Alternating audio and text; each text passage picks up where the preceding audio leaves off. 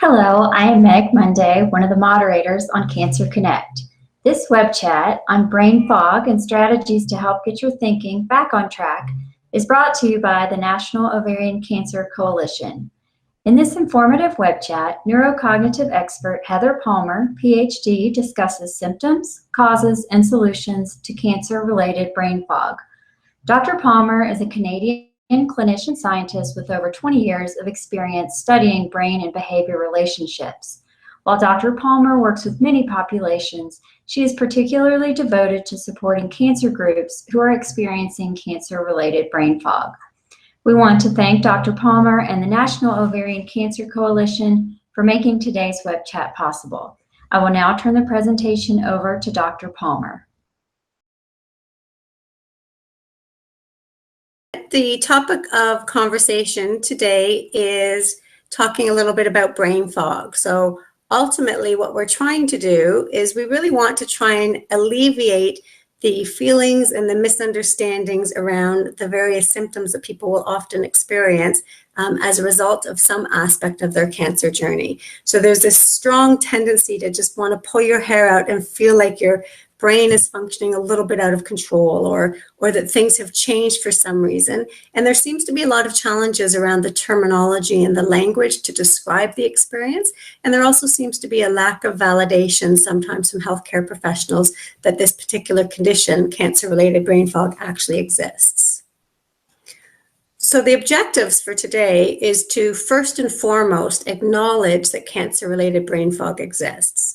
So identify the symptoms and talk about some of the possible causes, but more importantly, let's look at some of the solutions. You know, what can we do, or what can you do to help improve the way you think, feel, and function so that you're able to function at the level that you were functioning at from a cognitive perspective prior to your cancer diagnosis.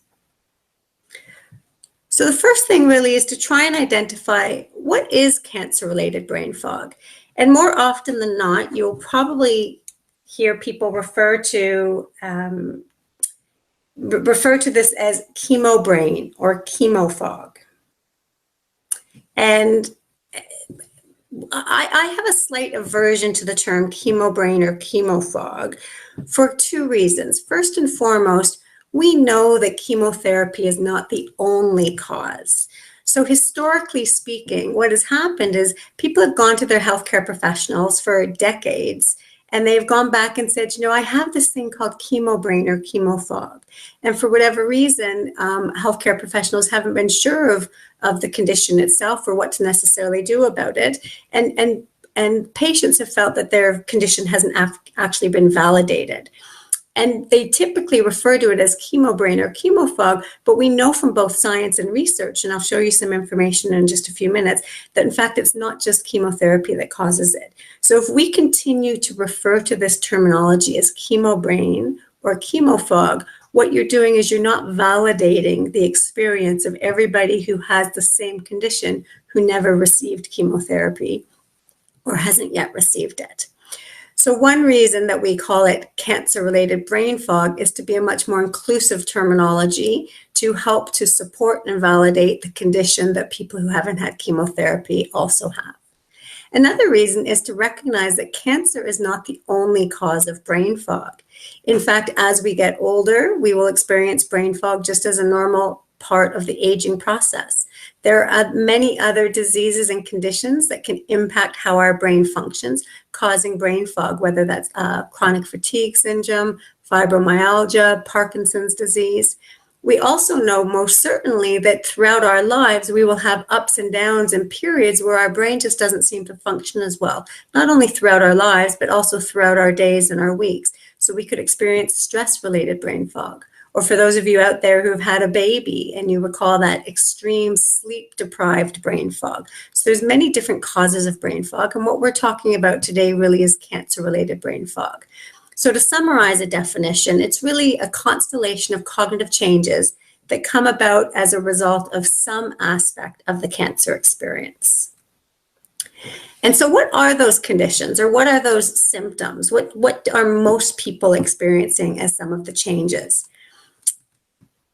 First and foremost, most people will describe memory as being their primary concern, but memory is a very big, broad term.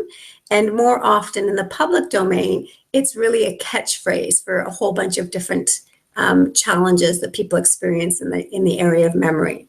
So if we were to drill it down a little bit further, typically speaking, when people talk about changes or challenges in their memory, they're most often referring to changes in verbal skills. So this might be challenges coming up with a name or a word that you want to come up with. Or others might notice changes and challenges in their difficulty with spelling. So out of the blue, having difficulty spelling a particular word, a simple word. And it might come to them several hours later, or it might just take a lot of effort, or it might not come to them at all. Other verbal skills changes, some people might notice that they have challenges putting their strings of thoughts together. So this might be in conversation, where all of a sudden they might lose their train of thought, or alternatively in writing. So let's say, for example, you're sending an email to a friend and you send it off to them and it comes back with question marks. And you get a chance to reread your email and you realize that some critical words or critical lines are missing from that email that you thought you typed in there, but in fact you didn't. So the whole gist of what you're trying to say doesn't really make sense. So these are some of the more verbal skills memory challenges that people will talk about. And a final one that people often express concern about is changes in their ability to read, or more specifically, remember what they've read. And that's really difficult. So for example, people might get to the end of an article, even if it's a short article, and they have trouble remembering the beginning of the article to put it all together. Or others often will describe, when they put their book down at night, when they pick it up the next night to start reading, they have to go back many, many pages to get the gist of what they've read the night before.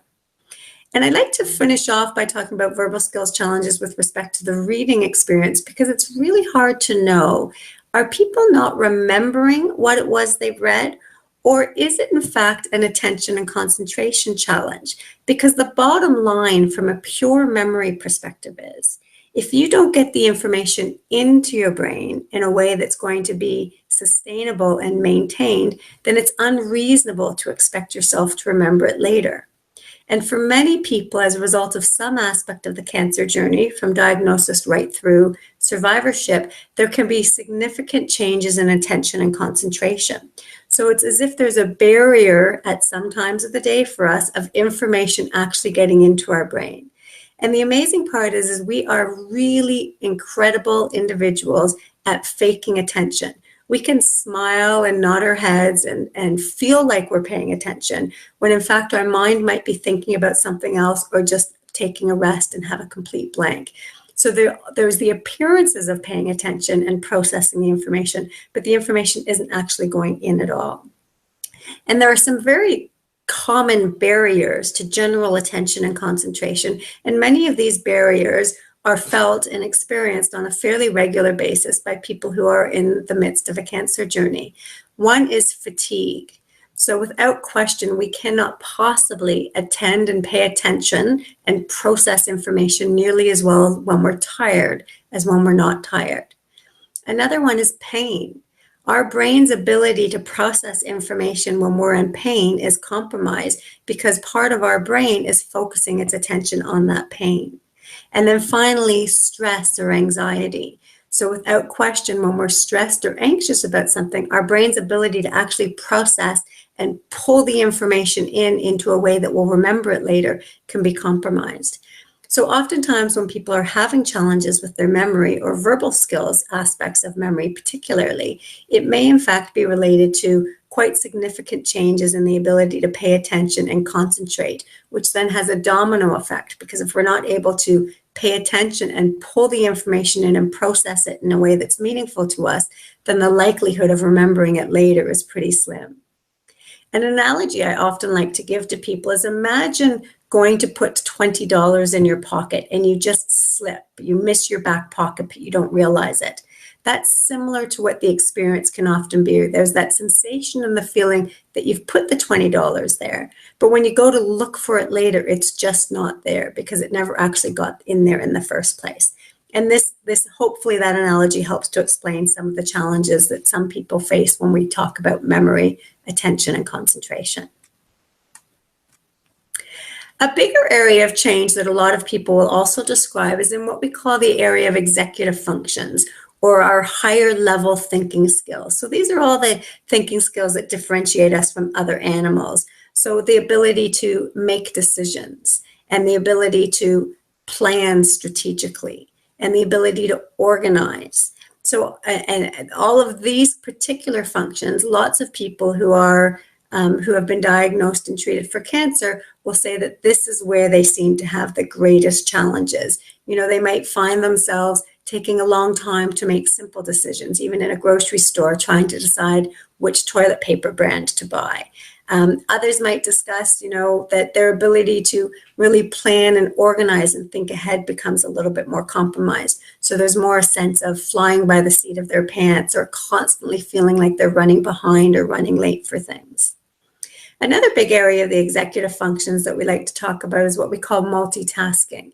So many people will describe changes in their feeling or their ability to get multiple things done across a certain time period or a complete day. So typically speaking, a lot of us will operate our day by having multiple balls in the air at one time. So you might start the laundry, and we don't actually typically sit in front of the washing machine and watch it for 40 minutes, rather instead go off and do something, and then at around 45 minutes or so, we might come down and change over the laundry. And this is how we are able to successfully get through our days, through repeatedly multitasking and doing one thing after another. And this seems to have become compromised for many people who have been treated and diagnosed and treated for cancer. And a big part of that probably has to do with what we call the mental pop-up. And if you actually think about it, the brain is really quite remarkable, because a big successful way that we get through our day-to-day lives is information just happens to pop into mind out of the blue. So out of the blue, you're reminded that you have to pick up your children, or turn on the oven, or call the pharmacy, or take the dog for a walk, or change over the laundry. And what happens for a lot of people who have been diagnosed and treated for cancer is that their mental pop-up seems to become suppressed in some way. Either information doesn't pop into mind when it's supposed to, or it doesn't pop in at all, or it pops in way too early or way too late. And this is what's having a significant impact on lots of people's ability to multitask, because we've become very dependent on our information, our brain just popping information into mind when we actually need it to. So the executive functions are certainly probably one of the biggest areas of change that people will comment on as it having an impact on their day-to-day life, especially from the perspective of returning to whatever it was they were doing prior to their diagnosis, whether that was being a student, being a mom, being a professional, being a wife, a child, etc. One other area that I do like to talk a little bit about, because a lot of people don't think of this as being a cognitive change, and they don't necessarily recognize it right off the bat. But as soon as we start talking about it, people say, wow, I do that too. So research has shown us that oftentimes people treated and diagnosed and treated for cancer will have subtle changes in spatial skills. So spatial skills is the concept of where your body is relative to the space around you. So as you move around through your environment, you're less likely to bump into things because you have a concept of where those objects are relative to your body. And a lot of people have noticed since cancer that they have some challenges, and they're more likely to actually bump into things. So they have these unidentified bruises on their legs and their arms from where they've bumped into a coffee table, or they've gone through a doorway and they've accidentally bumped into the edge of the door. And the challenge is not only can sometimes cancer impact your spatial skills, your concept of space around you, but it can also impact ever so subtly your motor function and coordination. So let's say you are about to walk through a doorway, and you're about to hit the edge of the doorway because your spatial skills are a little off, but you caught yourself. But because of subtle changes in motor function and coordination, you might overcompensate and end up hitting the other side and jamming your other shoulder into the other side of the doorway.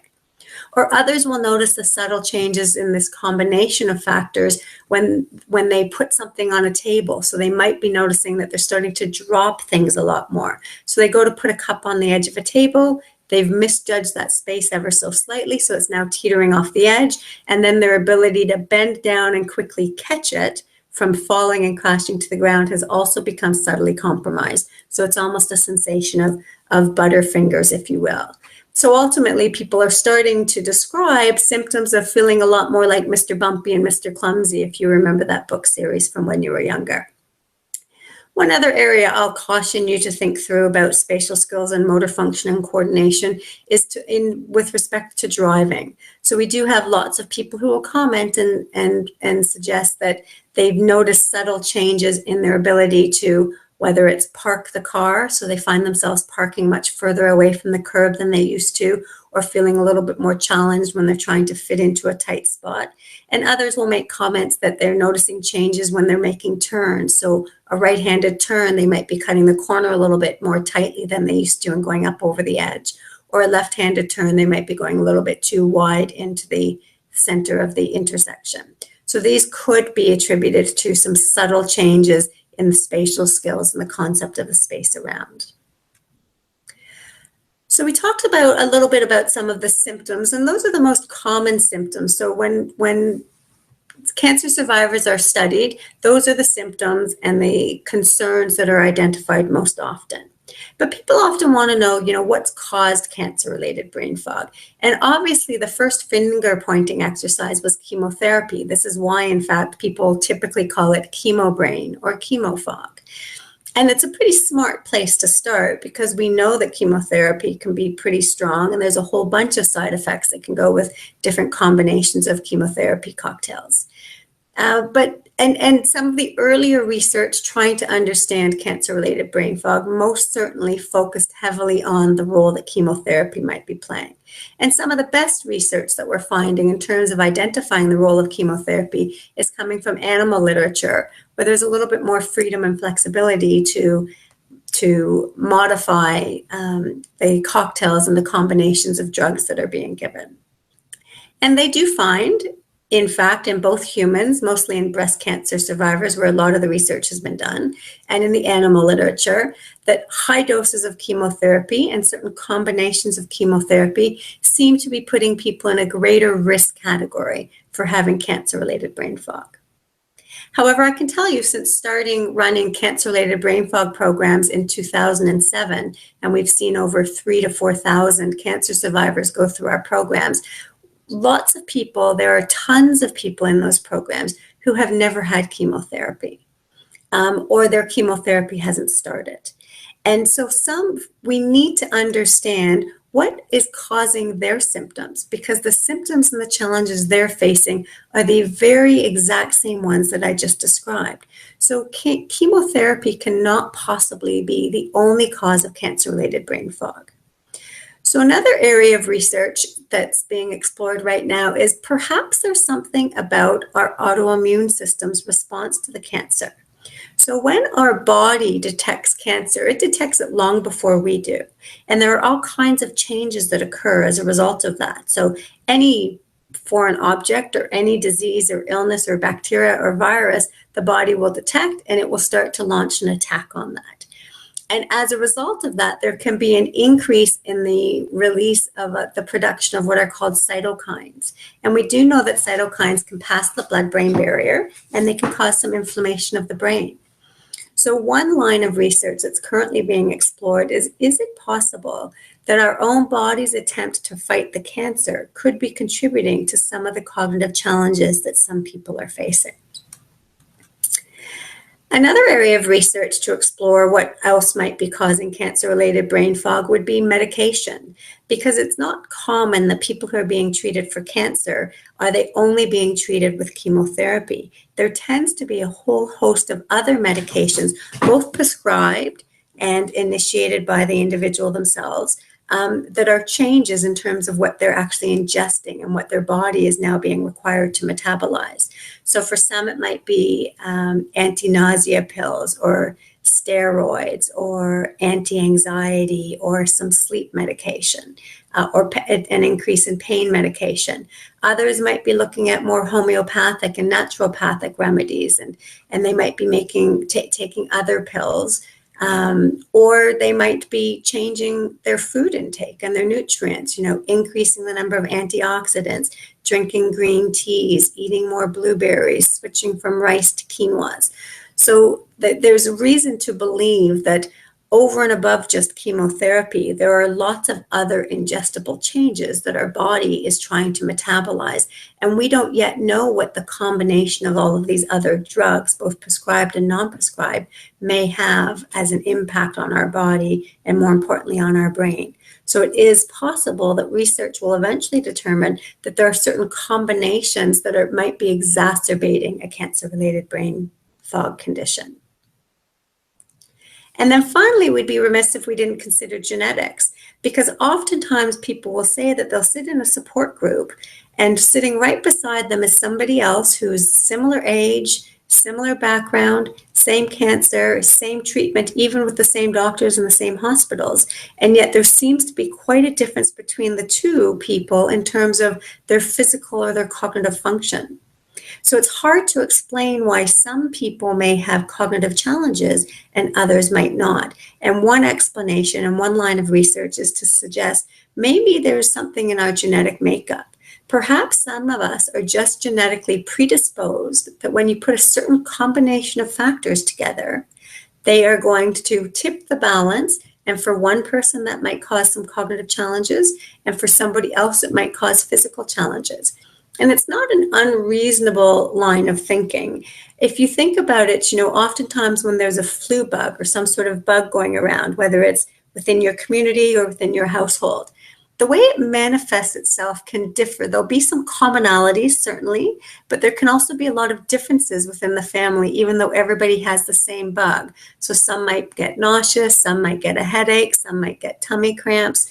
So there might be something about our genetic composition that contributes to how our body responds to illness, whatever it might be. And that might be impacting why some people might be similar in all components, and yet one of them has more significant cognitive challenges than the other. And most certainly, some of this line of research is looking at conditions that might be better known for having cognitive components. So in particular, one research project was looking at the gene mutation that can be associated with a familial form of Alzheimer's disease, which is a very, very small percentage of the population.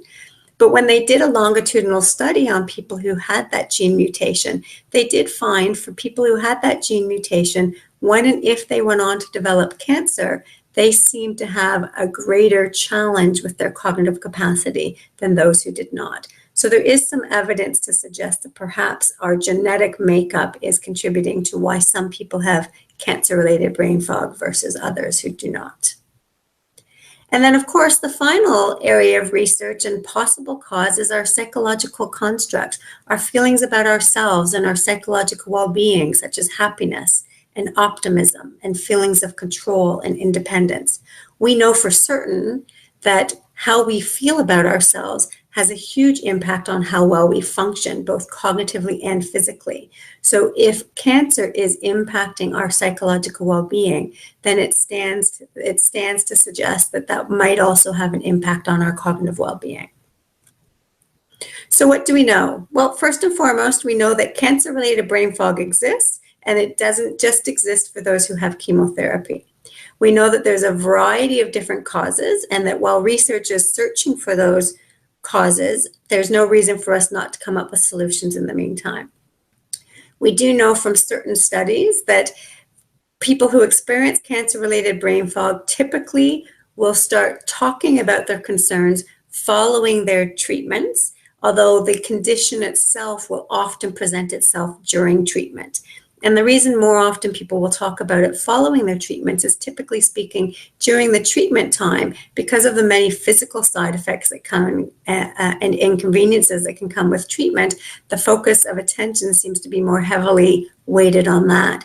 And it seems to be more so that when people are told that things are getting back to normal and they're working towards re-entering the workforce or their roles in their family lives, etc., that they're noticing that the cognitive piece is lingering a little bit. Research has also suggested that as many as 80% of all people diagnosed with cancer will experience some form of cancer-related brain fog, and that the condition can vary for how long it lasts. A lot of people often ask, well, how long will this last?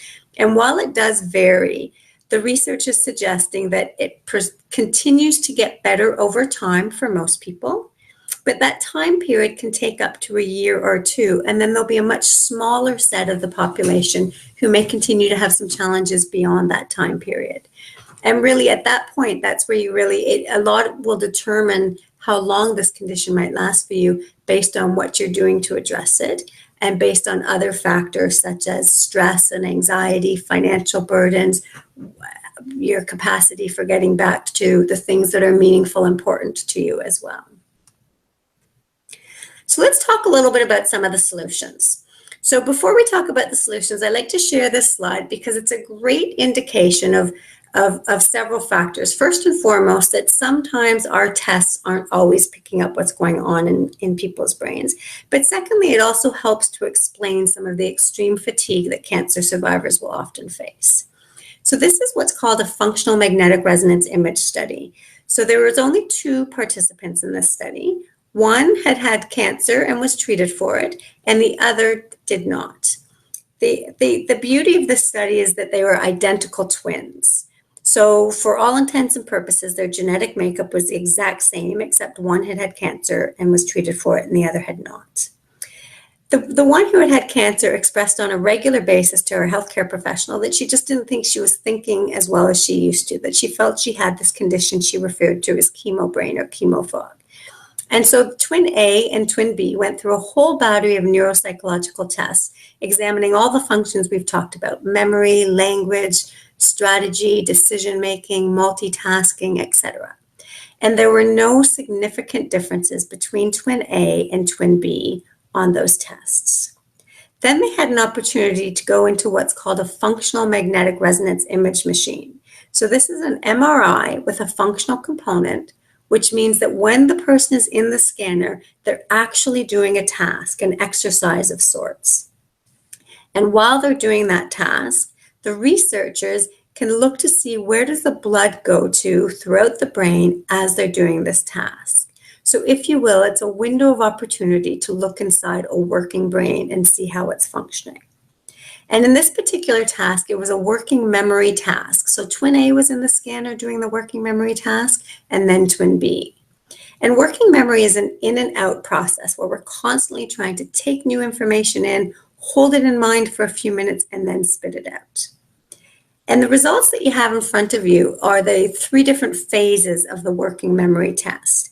So twin A is horizontal across the top, and twin B is horizontal across the bottom. Twin A is the one who had cancer and was treated for it. And then if you look vertically, the test gets more and more difficult. So when they're in the scanner, it's quite likely to expect to see changes in the brain function as the test gets more difficult. The brain is probably having to work a little bit harder. Now, what's really interesting about this study is the significant difference between twin A and twin B in the simplest form of the test. So the color that you see is where the blood is going to in the brain. And for twin A, even at the simplest form of the test, and no matter how difficult it got, she was really activating her brain. She was really having to work hard to do the task just as well as her counterpart. Twin B, on the other hand, in the simple form of the task, there's very little color that you see in the brain. So what that means is that there's not a lot of blood flow going to those areas of the brain. So she's functioning and doing the task quite well without a whole lot of effort. But as the task gets more difficult, more and more blood flow is going to the brain. So she's working a little bit harder. And I think this is a really important finding for 2 reasons. First, twin A did just as well as twin B did on the task. But when we look at inside the brain, we can see that the effort to do just as well was much stronger and much greater. And I think it's really important for cancer survivors to understand that we can still function as well as we used to, but it might take a lot more effort and a little bit more time. And as a result of that, there might be some sacrifices. So this could help to explain some of the extreme fatigue that people feel, even on a day where they haven't got a whole lot going on.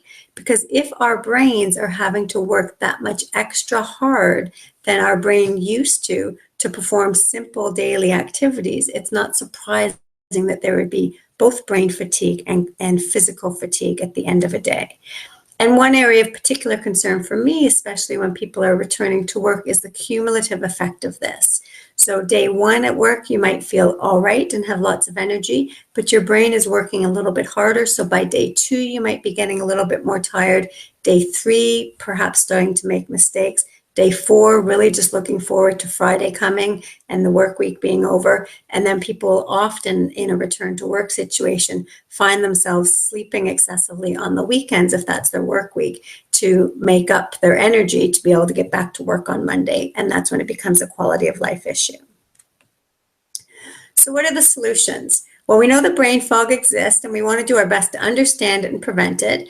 But in order to treat it, there are no pharmacological interventions at this point in time that can help. Some doctors may prescribe some medications that can help with other conditions, like medications for attention deficit disorder, or medications for anxiety and depression, or medications for sleep. And as a result of those successful remedies, people might find some improvements in their cognitive capacity. But there is no known medication that reliably helps people with cancer-related brain fog. So that really just leaves us with cognitive rehabilitation, which is really what the focus of the remainder of the talk will be.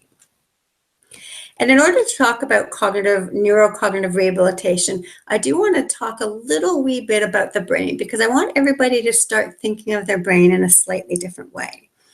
And most people have heard the term neuroplasticity. So neuroplasticity is this concept that the brain has the capacity to build new connections between brain regions, and that we can compensate for areas that have changed for whatever reason.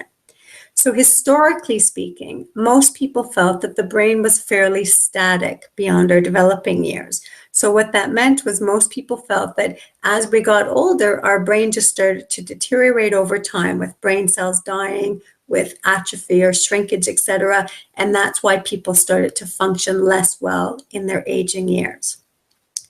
But in the last several decades, it's become that much more apparent and obvious that our brain actually does have the capacity to continue to develop pathways between brain regions. We can build new brain cells, and we can, in fact, mold our brain and improve our brain functioning. And we've seen this time and time again across a variety of different diseases and brain injuries, where the brain has redeveloped around an area that's been damaged for whatever reason, or has compensated for a disease process in one way. So rather than thinking of your brain as having a whole bunch of bits and pieces that help you to function, what I really want you to think about for the remainder of this talk and moving forward is, imagine your brain as having a whole series of superhighways where information is going back and forth at rapid speed. And this is how you function. How the front part of your brain speaks to you, the back part of your brain or the side of your brain, is because of these highway systems that you've built up over time. And for some reason, something about the cancer or the treatment has caused there to be potholes and cracks in those highway systems. Or some of those highway systems seem to be beyond repair and have completely been destroyed somehow, some way. And our goal, in order to really regain our cognitive function, is to fill in the cracks and potholes, or to build new pathways. And that's what we're going to talk about for the remainder of this session.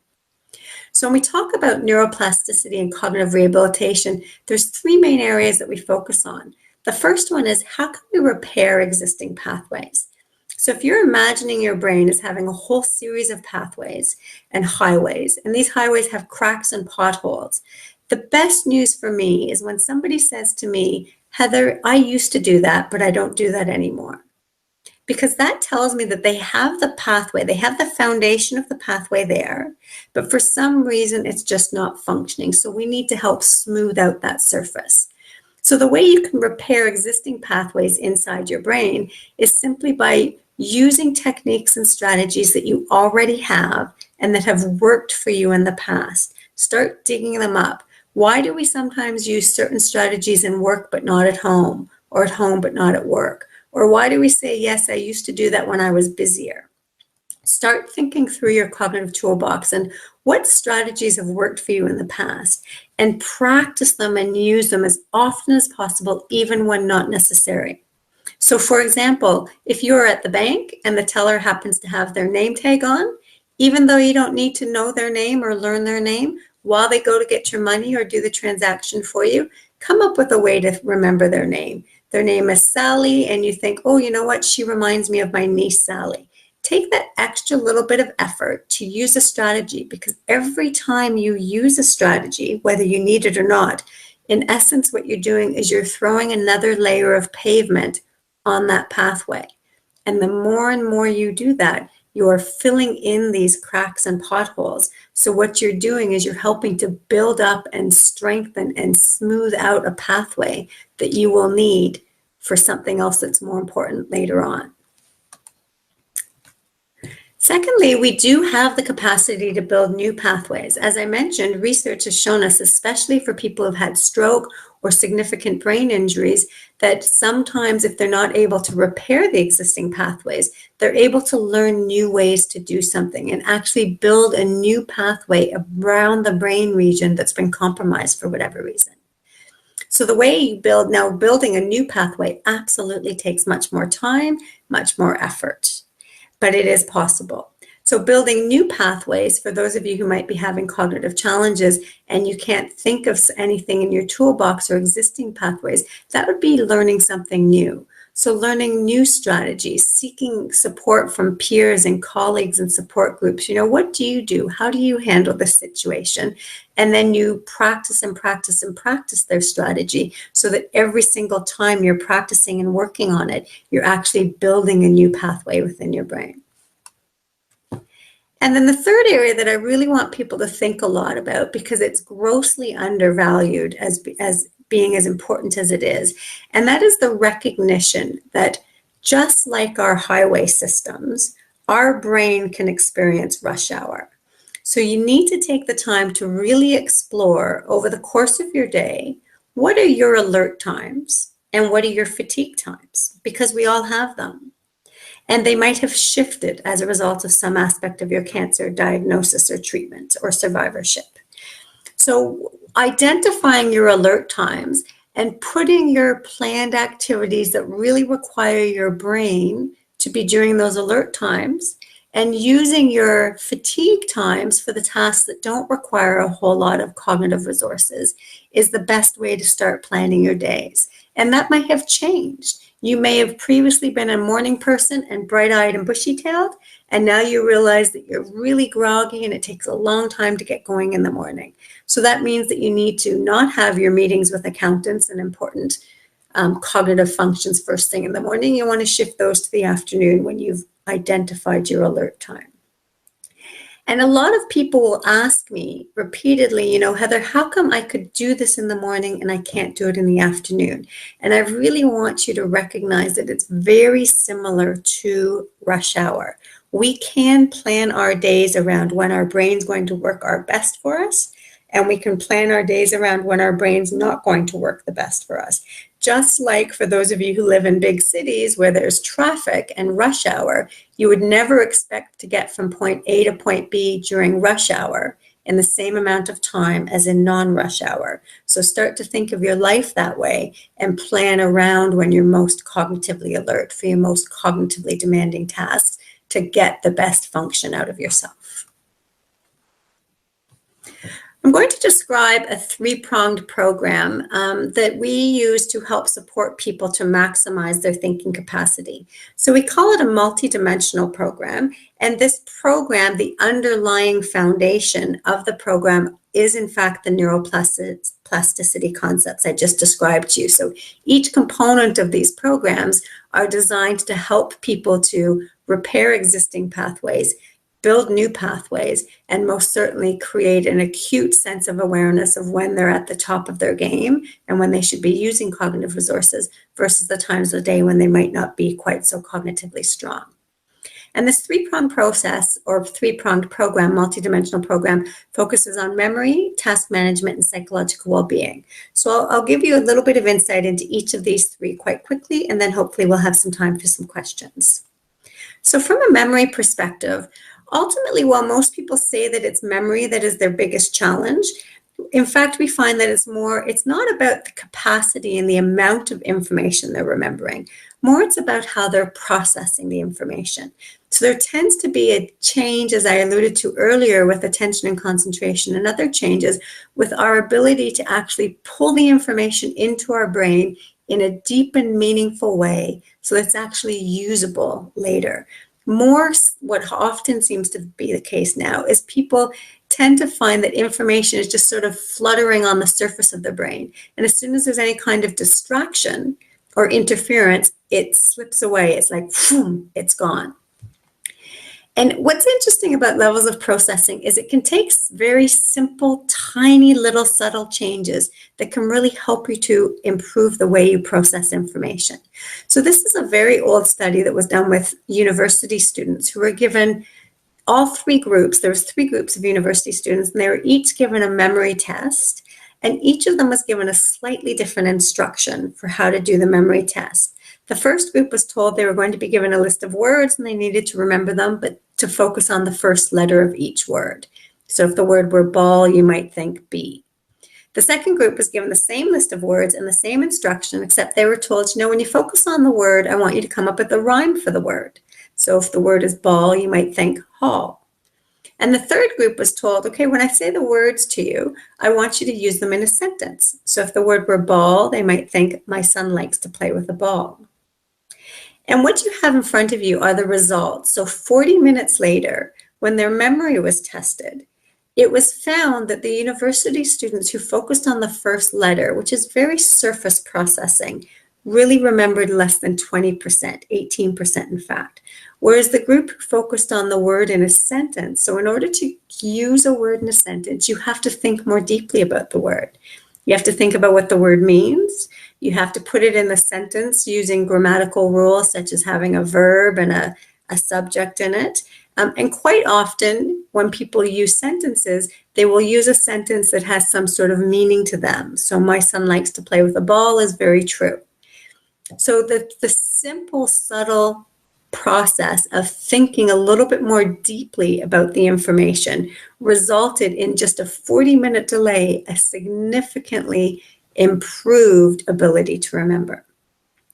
So as you think forward to improving your thinking capacity and how can you process information more deeply, you don't need to focus on newfangled technology, and you don't need to go to extreme measures. Sometimes it could be something as subtle as creating an association, or coming up with a story, or creating a visual image around the information. Or another internal strategy, one of my favorites, is motor movement. So engaging in some sort of movement that's a motor way. So for example, if I was going to go to the movies and later that night I wanted to remember to take my glasses, I might use a motion with my hands to imitate putting glasses on my face. That simple, subtle movement is likely going to increase my ability to remember later on when somebody says, honey, let's go to the movies. I will have this deep-rooted recollection and mental pop-up of, oh, just a minute, let me go get my glasses. So processing information, trying to find ways to process information in subtle ways that is deeper than what your surface level thinking is going to contribute to an improvement in memory. And as the slide says in front of you, quite often people will focus on both internal and external strategies. I'm a big fan of external strategies. And for those young people in the audience today, external strategies tend to be there tends to be a greater resistance to using external strategies for young people for some reason. I think that's because young brains are very successful at having information just pop into mind when they need to. And people typically think of external strategies as being an older person's approach or a very busy person's approach. But I can tell you, especially given that I'm an aging expert first and foremost, that as we get older, we need to start to rely more heavily on external strategies such as lists and notes and calendars and timers. Because our brain, as it gets older or as it experiences changes for whatever reason, such as cancer, just doesn't have the ability to successfully keep as much information in our head. So we need to rely a little bit more heavily on the external strategies. So for example, external self-talk is one of my favorites. So it's the process of talking out loud. Something as simple as saying, I'm going upstairs to get my glasses, is a clear external verbalization. And the process of saying that and doing that increases the likelihood when you get upstairs that you will actually remember your glasses. And the reason it's so successful is there's 3 factors at play. Firstly, we can't speak as fast as we can think. So when we actually talk out loud to ourselves, we're forcing ourselves to go at a processing speed that's a little bit more consistent with what our brain can handle. Secondly, when we think inside our head, there's a great tendency to be able to jump all over the place from thought to thought. But when you actually talk out loud, you're more likely to speak in an organized fashion. So what happens by talking out loud, you go a little bit slower and you organize your thoughts a little bit better. So that simple, subtle approach improves your brain's ability to process the information, which then increases the likelihood of remembering it when you get upstairs or at some point in the future. And the third factor that helps with external self-talk, especially if it's just a short duration, is you might even have that sense of ringing in your ears. You get upstairs and you think, what did I come up here for? And you can almost hear yourself saying, oh yes, I'm coming up to get my glasses. So that's considered an external strategy. Another external strategy on this slide that I just want to really quickly point out is the use of timers. So lists and notes and calendars, I'm sure everybody will say they know what that they do and they do that well, but I implore you, I encourage you to really, really examine your lists and your calendars, and are they truly effective for you, and are you using them as effectively as you could? Timers I like to talk about because they're a great example of a technique or a strategy that you might use in one situation and yet not think about using it in another situation. So there are not many people who will cook a soft-boiled egg or bake cookies without turning on the timer in the kitchen. So there's almost an instinctive recognition that using the external strategy of a timer is going to help to prompt you to remember something. So recognizing that, if you're one of those people who has difficulties with time or remembering things at particular periods of time, whether it's medications, then why not set timers to go off? Why not, if you're the person who sits down at nighttime to do just a little bit of emailing and you find it's 2 in the morning and you're still Googling goodness knows what, why not when you sit down, if time is an issue, sit down, take a proactive measure and say, you know what, I'm going to do emailing for about 30 minutes, set the timer for 30 minutes. And then when the timer goes off, that's your prompt. That's what's pulling you back to a present-minded state, to prompt yourself to say, you know what, I've got to go to bed, or you know what, I'm just going to finish this off. Just in the way that we use timers to help guide us in a kitchen, we can use timers to help guide us throughout the rest of our day.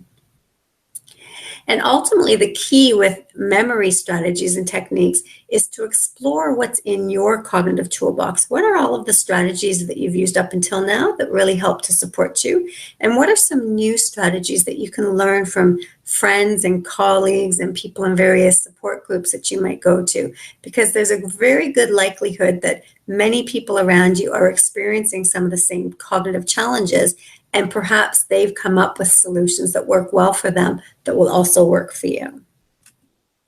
If we talk about task management is all about helping people to manage their small and large daily tasks in a way that they're a little bit more present-minded as opposed to absent-minded.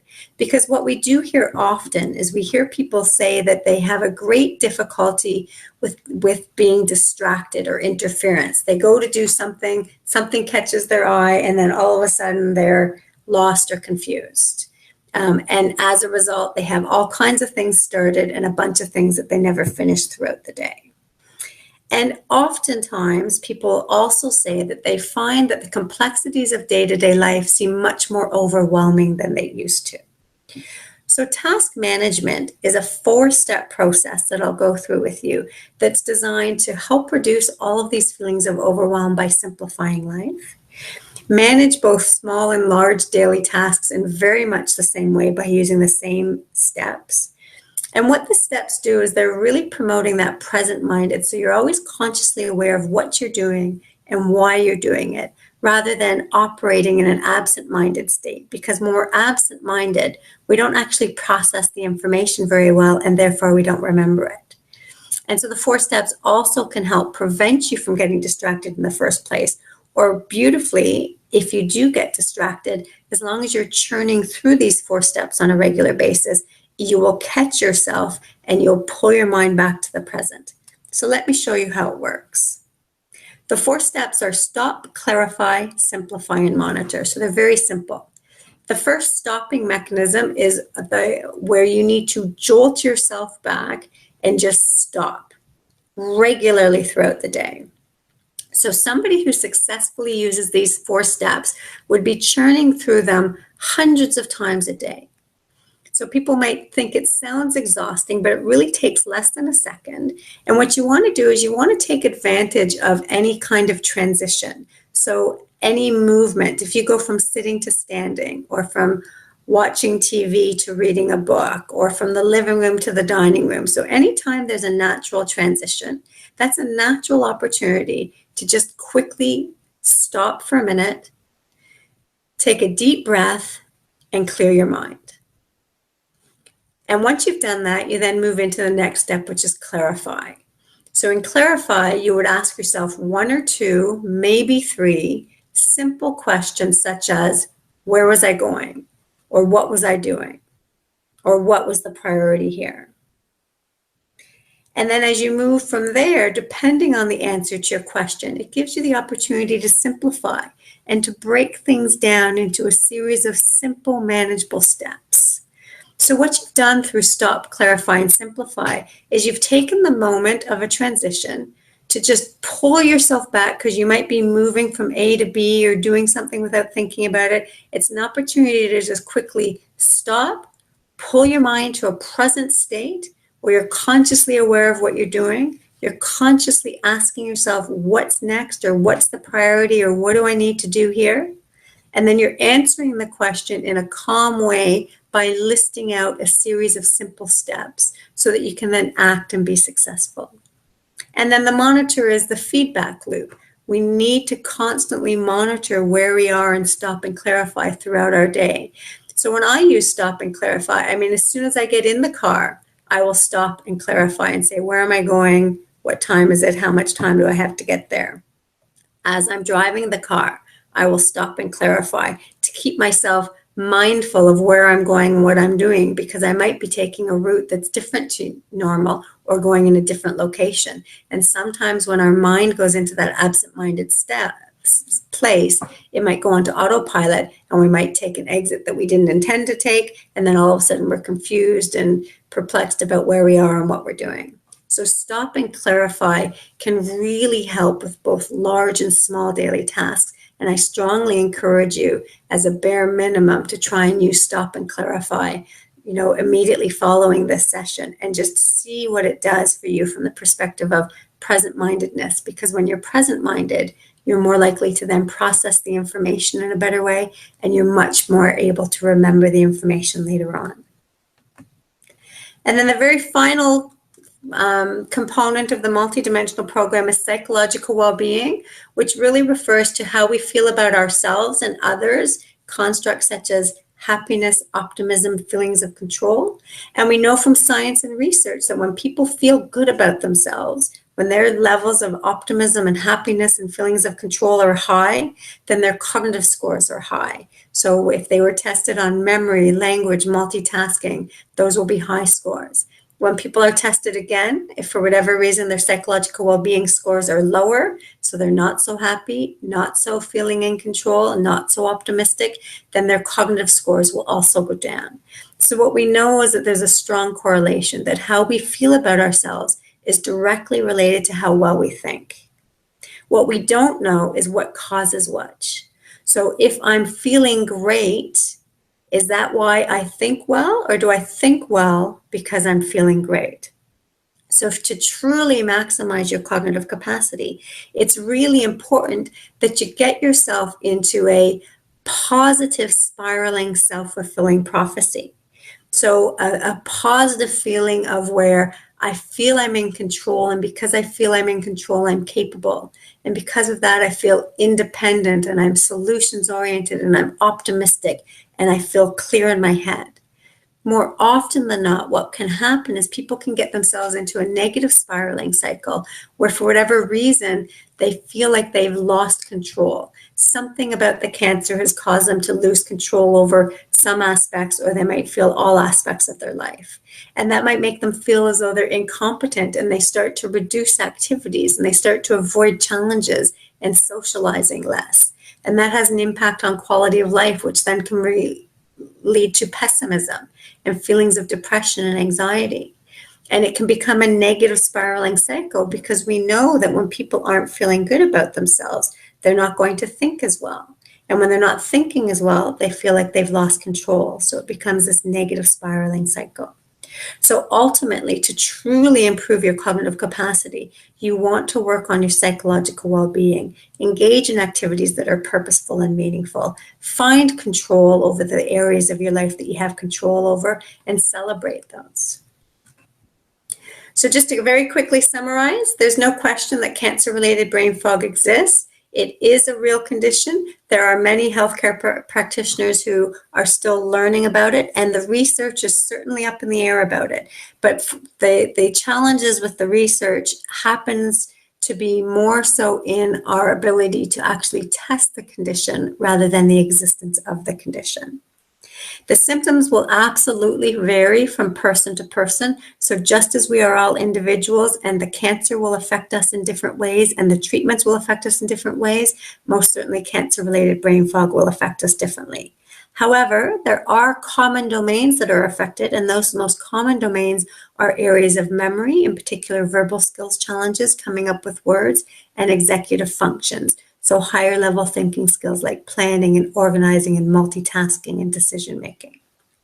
We know that chemotherapy is not the only cause, and there is currently no medications that are designed to treat it or prevent it, but the brain does have the capacity to grow. So we know through neuroplasticity that we can develop new connections and we can help repair existing connections to compensate for areas of damage, and that neurocognitive rehabilitation programs where you focus on memory and external strategy use, you focus on task management and stop and clarify, and you focus on your psychological well-being, we know that those can have a positive impact. And ultimately, what these programs are designed to do is to help fast track some of the cognitive changes that you're experiencing to get you back to functioning just as well as you did cognitively at a much faster rate than otherwise you would have on your own.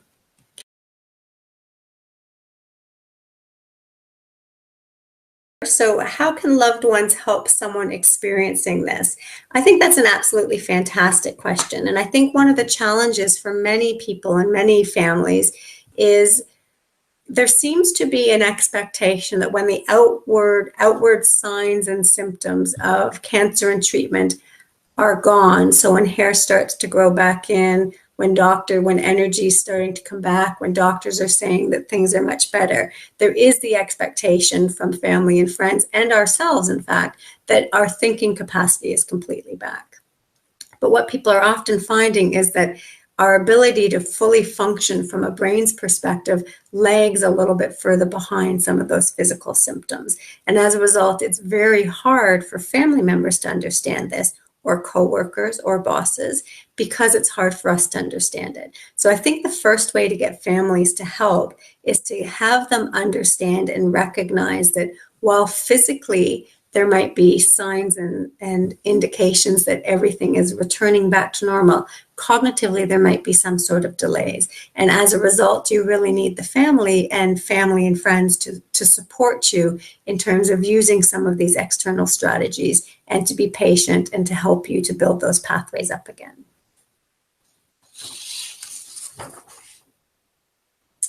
I'm just looking at some of the pre-submitted questions, and most of them did fall within the presentation I gave.